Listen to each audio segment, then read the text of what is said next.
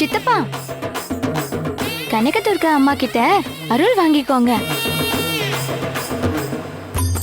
சின்னையா, இவ ஒன்னும் கனகதுர்கா இல்ல, வெறும் கனகாதான்.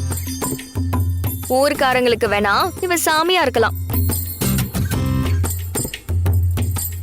ஆனா எனக்கு இவ மந்திர தந்திர தெரிஞ்ச வித்தக்காரி, அவ்வளவுதான். நீ சொன்ன மாதிரி இவங்க கனகான்னு கூட வச்சுக்கலாம்.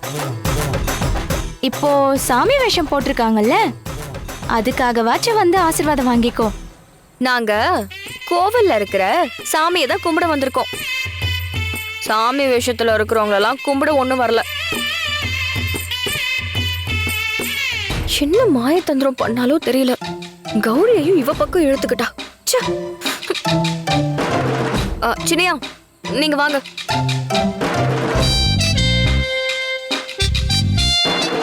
குழந்தைத்தனமா இருக்கியே துர்கா, உன்னை காப்பாத்துறதுக்காக தான் நான் இவ்ளோ போராடிட்டு இருக்கேன்.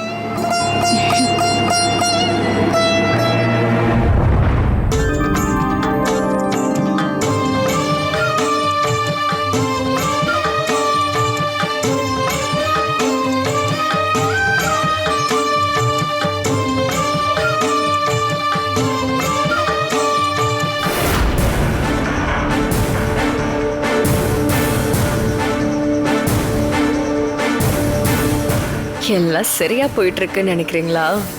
அதுதான் உங்க நினைப்புல மண்ணள்ளி போட போகுது.